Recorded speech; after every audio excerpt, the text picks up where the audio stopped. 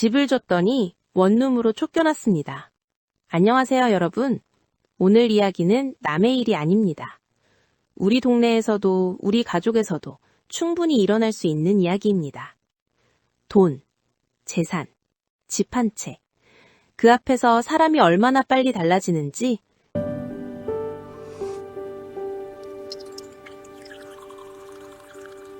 끝까지 들으시면 마지막에 어머니가 한 방에 뒤집는 장면이 나옵니다. 절대 가볍게 보지 마세요.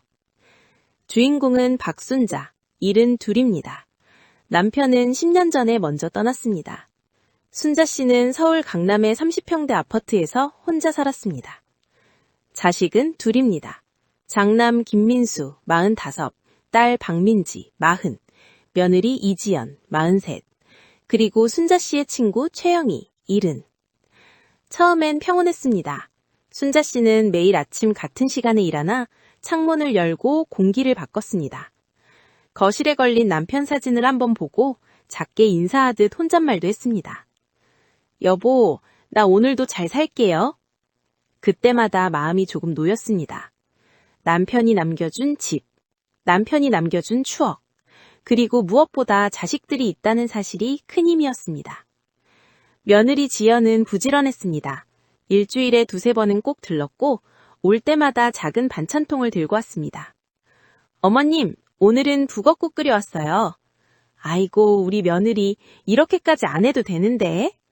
무슨 말씀이세요? 제가 해야죠. 지연은 약통도 정리해주고 달력에 병원 날짜도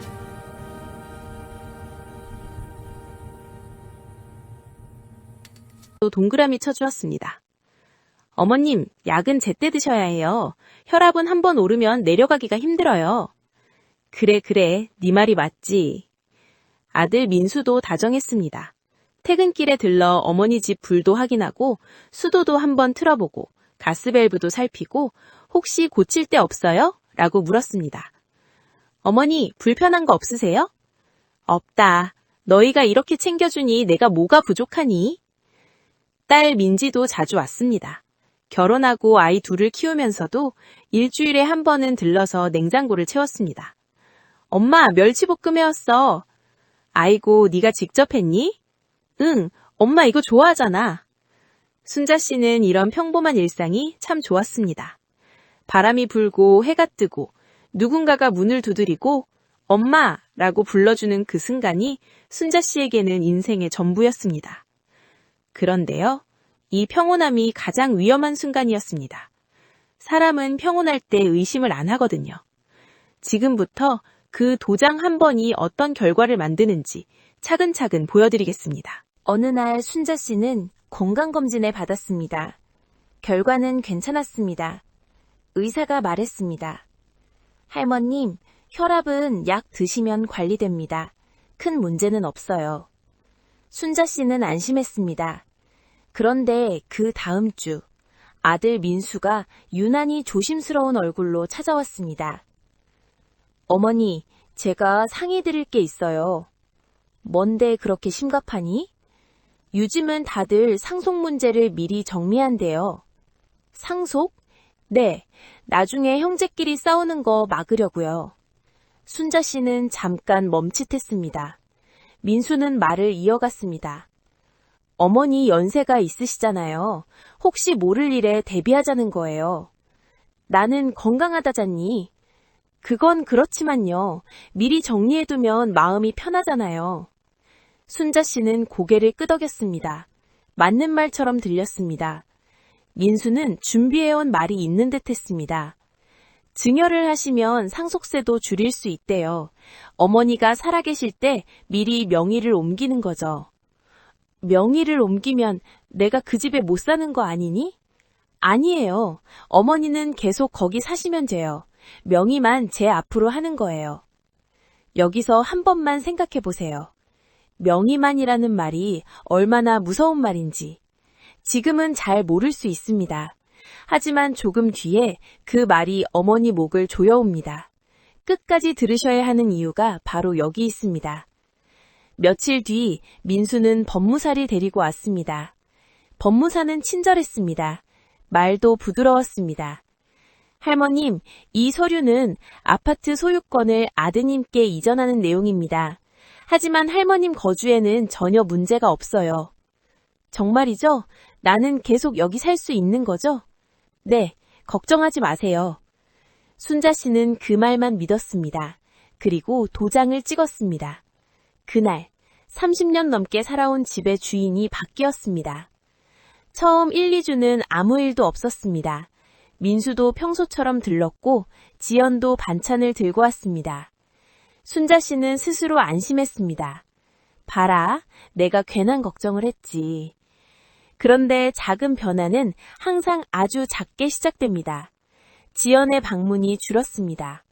오늘은 바빠서 못 가요. 이번 주는 일정이 많아서요. 처음엔 그럴 수 있다고 생각했습니다. 그런데 어느 날 지연이 와서도 예전처럼 오래 머물지 않았습니다. 부엌에 잠깐 서서 냉장고 문을 열어보고 거실을 한번 훑고 시간만 보고 저 이제 가볼게요 하고 나갔습니다.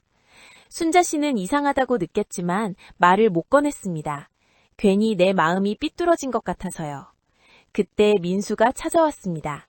그리고 아주 차분한 목소리로 말했습니다. 어머니, 저희가 이 집을 팔려고 합니다. 뭐? 팔아? 갑자기 왜? 사업을 좀 해보려고요. 자금이 필요해서요. 그럼 나는 어디서 살아? 걱정 마세요. 제가 알아봤어요. 민수가 말했습니다. 경기도에 괜찮은 원룸이 있어요. 어머니 혼자 사시기엔 충분해요. 원룸. 그 단어가 순자 씨 귀에 꽂혔습니다. 원룸? 나를 원룸에 보내겠다고? 어머니, 요즘 원룸도 깨끗해요. 엘리베이터도 있고요. 순자 씨는 말문이 막혔습니다. 강남 30평 아파트에서 살던 사람이 갑자기 원룸이라니요. 민수야, 나는 여기서 30년을 살았어. 어머니, 이해해 주세요. 우리도 살아야 하잖아요. 나는? 그럼 나는? 민수는 짜증 섞인 말투로 말했습니다. 어머니, 이기적으로 굴지 마세요. 그 한마디에 순자 씨 가슴이 쿵 내려앉았습니다. 평생 자식 위에 살아온 사람이 이기적이라는 말을 듣는 순간 사람은 숨이 막힙니다. 그날 밤 순자 씨는 잠을 못 잤습니다. 거실에 앉아 불도 못 끄고 남편 사진만 바라봤습니다. 여보, 내가 뭘 잘못했나? 그리고 다음 날 며느리 지연이 왔습니다. 그런데 그 지연이 아니었습니다. 예전엔 어머님 하며 웃던 사람이 이제는 차갑게 말했습니다. 어머님, 이사 준비하셔야겠어요. 그래. 지연은 옷장을 열고 옷을 꺼내서 박스에 넣기 시작했습니다. 어머님, 이 옷은 오래됐네요. 버리죠. 그건 내가 좋아하는 옷인데. 원룸은 좁아요. 다 못 가져가요. 말이 툭툭 떨어졌습니다. 존댓말은 남아있는데 마음이 없었습니다. 그게 더 무서웠습니다. 그러다 주연이 보석함을 발견했습니다. 남편이 생전에 사준 순자 씨에게는 마지막 같은 물건이었습니다. 어머님, 이 보석은요? 그건 네 시아버지가 나한테 준 거야. 소중한 거야. 원룸에 두면 위험해요. 제가 보관할게요. 순자 씨가 손을 뻗었습니다. 아니, 그건 내가... 지연은 순자 씨 말을 끝까지 듣지도 않고 보석함을 가방에 넣었습니다. 며느리야, 그건 내 거야. 알아요. 보관만 하는 거예요. 하지만 순자 씨는 알았습니다. 보관이라는 말이 가져간다는 말로 바뀌는 순간을 이미 눈으로 봤으니까요. 그날 순자 씨는 친구 영희에게 전화를 걸었습니다. 목소리가 딸렸습니다. 영희야, 나 어떡하니? 영희는 듣자마자 말했습니다. 순자야, 그건 정상이 아니야. 변호사 상담 받아봐. 자식들을 어떻게 해? 자식이면 뭐해? 너를 사람이 아니라 물건 취급하는데. 여러분, 여기서 질문 하나 드릴게요. 만약 여러분이라면 자식이 무섭다고 느껴지는 순간 어떻게 하시겠습니까? 순자 씨는 마지막 희망을 딸에게 걸었습니다. 민지에게 전화를 했습니다. 민지야, 엄마, 나 지금 바쁜데? 오빠가 집을 팔겠대. 나 원룸 보내겠대. 잠깐 침묵이 흐르더니 민지가 말했습니다. 엄마, 그게 진짜면 왜 오빠한테만 집을 줬어요? 순자 씨는 숨이 막혔습니다. 뭐? 저도 딸이에요. 제 몫은요. 그 순간 순자 씨는 깨달았습니다. 이 집안에서 엄마는 사라졌고 재산만 남았다는 걸요. 결국 순자 씨는 강남집을 떠났습니다. 이삿짐 센터가 왔고 민수는 말만 짧게 했습니다. 어머니, 빨리요. 시간 없어요. 순자 씨는 집안을 천천히 둘러봤습니다. 거실, 안방, 부엌, 모서리마다 추억이 붙어 있었습니다. 명절마다 가족이 모여 웃던 자리, 아이들이 어릴 때 뛰어다니던 복도, 남편이 TV 보며 졸던 소파, 그 모든 걸 두고 가야 했습니다. 원룸은 경기도 변두리였습니다. 낡은 복도, 작은 문, 들어가자마자 끝이 보이는 공간. 민수는 문을 열어놓고 말했습니다. 어머니, 여기에요. 혼자 살긴 충분해요. 순자 씨는 입술이 떨렸습니다. 여기서 내가 살라고? 어머니, 화장실도 있고 주방도 있잖아요. 민수는 오래 머물지 않았습니다. 짐을 내려놓고는 저 바빠서요 하며 나갔습니다. 문이 닫히자 원룸은 더 작아졌습니다. 순자 씨는 바닥에 앉아 한참을 움직이지 못했습니다. 며칠이 지나고 한 달이 지나고 2달이 지났습니다. 연락은 줄었습니다. 전화가 와도 짧았습니다. 어머니, 잘 지내세요? 그럭저럭. 그럼 됐네요. 저 끊을게요. 그러던 어느 날 통장을 확인하는데 매달 들어오던 생활비가 없었습니다. 순자 씨는 아들에게 전화했습니다. 민수야, 이번 달 생활비가 안 들어왔는데? 민수는 잠깐 뜸을 들이더니 말했습니다. 어머니, 이번 달부터는 못 드릴 것 같아요. 뭐? 왜? 사업 자금이 많이 들어서요. 어머니도 이해해 주세요. 그럼 나는 어떻게 살아? 어머니, 국민연금 있잖아요. 그걸로 사세요. 전화는 거기서 끝났습니다. 순자 씨 손이 덜덜 떨렸습니다. 딸에게도 전화를 했습니다. 민지야, 엄마가 좀 힘든데. 민지는 한숨부터 쉬었습니다. 엄마, 저도 어려워요. 오빠가 아파트 받았잖아요. 오빠한테 받으세요. 오빠는 안 준대. 그럼 어쩔 수 없죠. 그 말이 칼처럼 꽂혔습니다. 순자 씨는 먹는 걸 줄이기 시작했습니다. 하루 한 끼, 어쩔 때는 라면 반 개, 김치 몇 조각. 내가 좀만 참으면 되지. 그런데요, 몸은 참지 않습니다. 어지럽고 가슴이 답답하고 잠이 안 오고 심장이 갑자기 쿵쿵 뛰었습니다. 병원에 갔더니 의사가 말했습니다. 할머님, 혈압이 너무 높아요. 입원하셔야 합니다. 순자 씨는 고개를 저었습니다. 입원은 못해요. 돈이 무서웠습니다.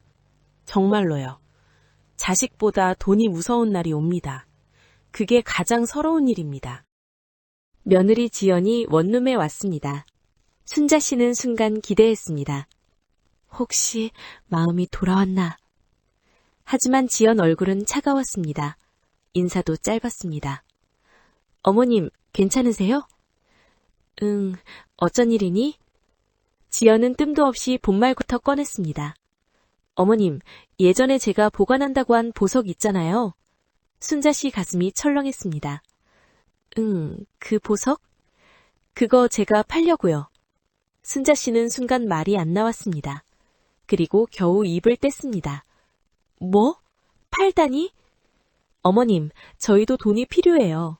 어머님은 지금 안 쓰시잖아요. 순자 씨는 손바닥에 땀이 찼습니다. 그건 내 남편이 나한테 준 마지막 선물이야. 제발 그것만은. 지연은 고개를 젓지도 않았습니다. 그냥 말했습니다. 어머님, 지금 명의가 누군데요? 집도 우리 명의잖아요. 순자 씨는 그 자리에서 주저앉았습니다. 보석이 문제가 아니었습니다. 내가 사람 취급에 못 받는구나. 그게 더 아팠습니다. 딸에게 전화했습니다. 민지야, 형수가 보석을 팔겠대. 민지는 냉정했습니다. 엄마, 명의가 오빠 거잖아. 형수 마음이지 뭐. 그건 네 아버지가 엄마한테 준 거야. 엄마, 그럼 왜 오빠한테 집을 줬어요? 저는요. 저는 공평하게 받을 거예요. 그 말 다음에 민지는 더 무서운 말을 했습니다. 엄마, 나 변호사랑 상담했어. 유류분 청구할 거야. 형제 싸움이 시작됐습니다. 민수는 화가 나서 전화했습니다. 어머니, 민지한테 뭐라고 하셨어요? 민지가 저를 상대로 소송을 걸었잖아요. 나는 아무 말도 안 했어. 어머니가 말렸어야죠. 이거 해결 안 되면 우리 가족 망해요. 민지는 또 말했습니다. 엄마, 이건 내 권리야. 왜 오빠만 가져? 순자 씨는 양쪽에서 욕을 먹었습니다. 아들은 엄마가 부추겼다고 하고 딸은 엄마가 불공평했다고 했습니다. 여러분, 이 장면이 가장 무서운 장면입니다. 자식들이 재산으로 싸우는 동안 정작 엄마는 아무도 보지 않습니다. 순자 씨는 결국 법정에 서게 됩니다. 조정자리, 차가운 법원 공기, 판사 앞에서 두 남매가 서로를 찢어먹듯 말합니다. 저는 어머니를 모셨어요. 오빠는 재산 노리고 자란 거잖아. 순자 씨는 그 자리에서 눈물이 났습니다. 내가 이 꼴 보려고 자식을 키웠나? 그리고 그 와중에 순자 건강은 더 나빠집니다. 결국 쓰러집니다. 어느 날 아침, 순자 씨는 몸을 일으키다가 그대로 쓰러졌습니다. 이웃이 발견해서 119를 불렀습니다. 구급대원이 말했습니다. 혈압 200 넘습니다. 바로 이송합니다. 응급실, 하얀 조명, 삐삐 기계 소리. 순자 씨는 정신이 들었다가 또 흐려졌습니다. 간호사가 물었습니다. 할머님, 보호자 연락처 주세요. 순자 씨는 떨리는 손으로 아들과 딸 번호를 불렀습니다. 간호사가 먼저 아들에게 전화했습니다. 김민수 씨 맞으시죠? 어머님이 입원하셨습니다. 민수는 짧게 말했습니다. 네, 알겠습니다. 그런데요, 민수는 오지 않았습니다. 딸에게도 전화했습니다. 박민지 씨 맞으시죠? 어머님이 입원하셨습니다. 민지는 답했습니다. 지금 바빠서 못 가요. 나중에 연락드릴게요. 그게 끝이었습니다. 의사가 말했습니다. 할머님, 상태가 안 좋아요. 수술 동의서에 보호자 서명이 필요합니다. 순자 씨는 멍해졌습니다. 그냥 내가 할게요. 그건 어렵습니다. 보호자가. 그때 순자 씨는 정말로 혼자라는 걸 느꼈습니다.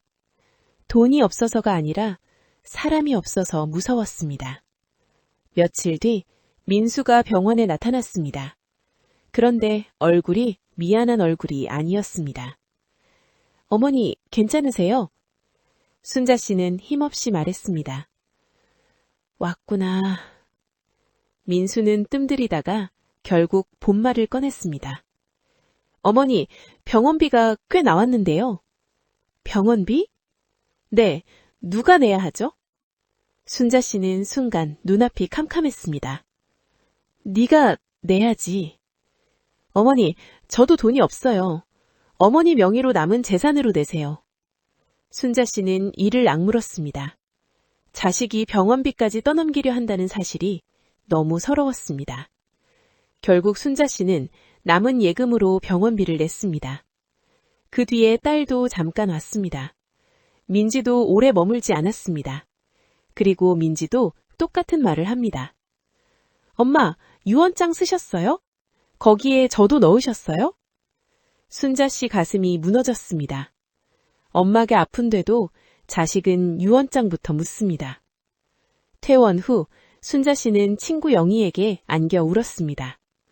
영희야, 다 내 잘못이지. 영희는 단호했습니다. 네 잘못 아니야. 근데 이제부터는 네가 너를 지켜야 해. 순자 씨는 변호사 사무실을 찾아갔습니다. 원룸 주소를 말하는 순간 순자 씨는 목이 막혔습니다. 변호사님, 제 재산을 지키고 싶어요. 어떤 재산이 있으신가요? 토지 조금이랑 예금 조금. 그런데 자식들이 노리는 것 같아요. 변호사는 조용히 고개를 끄덕였습니다. 유언장도 필요하지만 신탁도 고려해 보셔야 합니다. 신탁이요? 쉽게 말하면 재산을 조건으로 묶는 겁니다. 할머님 뜻대로만 쓰이게 할 수 있어요. 자녀가 마음대로 못 건드립니다. 순자 씨는 한참을 생각했습니다. 자식들에게 주면 다시 뺏길 것 같았습니다. 아니, 나 자체가 사라질 것 같았습니다. 순자 씨는 결심했습니다. 좋아요. 신탁으로 할게요. 서류가 진행되는 동안 순자 씨는 아주 이상한 기분이 들었습니다. 무섭기도 하고, 그런데 한편으로는 처음으로 숨이 쉬어지는 느낌도 있었습니다. 내가 내 것을 지키는 게 왜 이렇게 낯설지? 며칠 뒤 민수에게 소식이 들어갔습니다. 민수는 원룸으로 달려왔습니다. 어머니, 무슨 짓을 하신 거예요? 순자 씨는 담담했습니다. 무슨 짓? 재산을 신탁으로 묶었다면서요. 우리한테도 안 주고. 순자 씨는 처음으로 자식에게 지지 않았습니다. 내 재산이다. 내 마음대로 한다. 민수는 소리를 질렀습니다. 어머니가 우리를 배신하시다니. 그 말에 순자 씨도 폭발했습니다. 배신? 배신은 너희가 했어. 집을 빼앗고 생활비 끊고 보석까지 가져가 놓고. 그게 자식이 할 짓이야? 민수는 말문이 막혔습니다. 아무 말도 못했습니다. 그날 민수는 집으로 돌아가 아내 지연에게 말했습니다. 어머니가 완전히 돌아서셨어. 지연은 먼저 물었습니다. 신탁 풀 수 있어요? 법적으로 막혔어. 지연은 혀를 찼습니다. 쓸데없는 짓을. 그 순간 민수는 아내의 말투에서 자기 모습을 봤습니다. 여보, 우리 너무 심했던 거 아닐까? 뭐가요? 어머니한테. 지연은 비웃었습니다. 여보, 지금 감성팔이 할 때예요? 돈이 있어야 살죠. 민수는 그 말을 듣고 갑자기 숨이 막혔습니다. 나는 언제부터 엄마를 돈으로만 봤지? 한편 딸 민지도 남편에게 똑같은 말을 듣습니다. 당신 엄마 걱정은 했어? 아니면 돈만 생각했어? 민지는 대답을 못합니다. 그날 밤 민지는 엄마 번호를 눌렀다가 통화 버튼을 못 누릅니다. 다음 날 민수는 원룸 앞에 섰습니다. 문 앞에서 한창 망설였습니다. 벨을 누르기 전 자기 손이 떨리는 걸 느꼈습니다. 내가 왜 이렇게 겁이 나지? 그때 복도 끝에서 또각또각 소리가 났습니다. 민지였습니다. 민지도 멈춰섰습니다. 오빠, 너도 왔냐? 둘은 어색하게 서로를 봤습니다. 말을 섞고 싶지 않았지만 오늘만큼은 피할 수 없었습니다. 민수가 벨을 눌렀습니다. 잠시 후 문이 열렸습니다. 순자 씨가 서 있었습니다. 얼굴이 많이 야위었고 눈빛은 조용했지만 단단했습니다. 웬일이냐? 민수는 목이 메었습니다. 어머니, 민지가 뒤에서 말했습니다. 엄마, 나도 왔어. 순자 씨는 잠깐 흔들리듯 보였지만 곧 표정을 굳혔습니다. 들어와. 원룸 안은 작았습니다. 그런데 깔끔했습니다. 식탁 위에는 약봉지와 물병이 정리되어 있었고 벽에는 달력이 걸려 있었습니다. 달력 하나다 병원 날짜와 복지관 날짜가 적혀 있었습니다. 민수는 그걸 보고 갑자기 마음이 쿵 내려앉았습니다. 엄마는 이미 자식 없이도 살 준비를 하고 있었습니다. 민수는 고개를 숙였습니다. 어머니, 죄송합니다. 민지도 울먹였습니다. 엄마, 나도 미안해. 순자 씨는 물만 따라 두 사람 앞에 놓고 조용히 말했습니다. 미안하다고 끝날 일이면 내가 여기까지 오겠니? 민수는 변명을 꺼내려 했습니다. 어머니, 제가 사업이... 순자 씨가 딱 끊었습니다. 사업? 너 집 팔던 날, 내 짐 싸던 날, 내 얼굴 제대로 한번 봤니? 민수는 고개를 들지 못했습니다. 민지는 떨리는 목소리로 말했습니다. 엄마, 나도 사람이 약해. 돈 앞에서 마음이 망가졌어. 순자 씨는 한참 민지를 바라보다 조용히 물었습니다. 민지야, 너한테 나는 엄마였니? 아니면 재산이었니? 민지는 그 자리에서 울었습니다. 엄마였어. 근데 내가 너무 못됐어. 민수도 울컥했습니다. 어머니, 제가 모실게요. 다시 그러지 않을게요. 순자 씨는 단호했습니다. 모신다는 말, 이젠 못 믿겠다. 민수가 급히 말했습니다. 그럼 생활비라도, 병원비라도 제가... 순자 씨는 고개를 저었습니다. 돈도 못 믿는다. 그리고 순자 씨는 천천히 또렷하게 말했습니다. 좋다. 그럼 증명해봐라. 순자 씨는 말끝을 분명하게 세웠습니다. 첫째, 내 신탁에 대해 입도 꺼내지 마라. 둘째, 내 건강을 핑계로 내 결정을 흔들지 마라. 셋째, 나를 불쌍한 노인으로 만들지 마라. 넷째, 이제부터 나는 너희에게 기대지 않는다. 너희도 나에게 기대지 마라. 방 안 공기가 무거워졌습니다. 민수는 겨우 말했습니다. 어머니, 그럼 저희는 어떻게 해야 해요? 순자 씨는 짧게 답했습니다. 자식으로 살아. 돈이 아니라. 민지는 울면서 말했습니다. 엄마, 밥이라도 해드릴게. 순자 씨는 고개를 돌렸습니다. 밥 한 끼가 중요한 게 아니다. 내가 원했던 건 내가 무너졌을 때 너희가 옆에 있어주는 거였어. 민수가 입술을 깨물었습니다.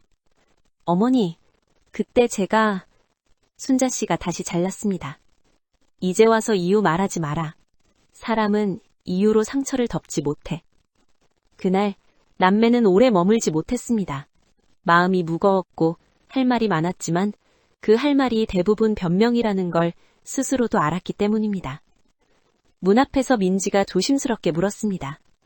엄마, 다음에 또 와도 돼? 순자 씨는 잠깐 망설였습니다. 그리고 아주 작게 말했습니다. 와, 대신 빈손으로 오지 말고 마음 들고 와. 그 말은 허락이었고 경고였고 마지막 기회였습니다. 그 뒤로 민수는 매주 한 번씩 원룸에 찾아오기 시작했습니다. 처음엔 어색했습니다. 밥을 사도 병원에 모셔도 순자 씨는 쉽게 웃지 않았습니다. 민수는 어느 날 말했습니다. 어머니, 제가 집을 팔았던 거 돌이킬 수 없죠. 그래도 저는 그 죄를 잊지 않을게요. 순자 씨는 잠시 침묵하다 말했습니다. 잊지 마라. 그래야 다시 안 한다. 민지도 변했습니다. 처음엔 반찬을 해왔지만 어느 순간부터는 그냥 와서 같이 앉아 있었습니다. 엄마, 옛날 얘기 해줘. 아빠랑 처음 만난 얘기. 처음엔 대답이 없었습니다. 그런데 세 번째쯤 순자 씨가 말했습니다. 너희 아빠가 미역국 냄새 맡고 내 뒤를 따라왔어. 민지는 웃다가 울었습니다. 엄마, 나 진짜 몰랐어. 엄마가 이런 얘기 하고 싶어 했는지. 순자 씨는 쓴 웃음만 지었습니다. 너희는 내 얘기 들을 시간이 없었지. 늘 돈 얘기만 바빴으니까. 순자 씨는 더 이상 자식들에게 기대지 않기로 한 뒤 오히려 삶이 조금씩 단단해졌습니다. 동네 복지관에 나가기 시작했습니다. 처음엔 문 앞에서 망설였습니다. 내가 여기서 뭘 하겠어. 그런데 복지관 직원이 웃으며 말했습니다. 할머니, 그냥 오셔서 차 한잔 하셔도 돼요. 순자 씨는 그 말에 마음이 풀렸습니다. 프로그램에 앉아 남들 이야기 듣고 가끔 자기 이야기도 꺼냈습니다. 그렇게 하루가 지나가면 원룸이 덜 무섭게 느껴졌습니다. 영희와 공원도 자주 걸었습니다. 영희가 물었습니다. 순자야, 이제 좀 살 것 같아? 순자 씨는 천천히 고개를 끄덕였습니다. 응, 아직 마음은 아프지. 근데 이제는 안다. 자식이 내 인생의 전부가 되면 나는 아무것도 남지 않더라. 영희가 말했습니다. 그래도 자식들이 조금은 정신 차렸잖아. 순자 씨는 창밖을 보며 조용히 말했습니다. 정신 차리는 건 늦어도 돼. 대신 대가를 치르고 차려야 해. 그날 저녁 순자 씨는 혼자 밥을 차려 먹었습니다. 밥 한 숟갈을 뜨다가 문득 멈췄습니다. 그리고 혼잣말처럼 말했습니다. 돈은 내 곁에 있지 않았어. 끝까지 남은 건 내가 나를 놓지 않은 마음이었지. 여러분, 제가 이 이야기를 왜 끝까지 꺼냈는지 이제 말할 수 있을 것 같습니다. 돈이 나쁘다는 말이 아닙니다. 자식이 다 나쁘다는 말도 아닙니다. 하지만요, 우리가 평생 믿었던 것이 한순간에 무너질 때 마지막에 남는 건 결국 나 자신입니다. 재산은 사람을 붙잡아주지 않습니다. 사랑도 효도도 종이 한 장으로 보장되지 않습니다. 그러니 오늘 늦지 않았을 때 내 이름으로 남겨둬야 할 것들을 한 번만 더 챙겨보셨으면 합니다. 자식에게 기대지 말라는 말이 아닙니다. 다만 기대기 전에 내 삶의 바닥을 먼저 단단히 만드는 게 필요합니다. 이 나이에 배운 건 딱 하나였습니다. 내가 나를 지켜야 내 인생이 끝까지 무너지지 않는다. 끝까지 들어주셔서 고맙습니다.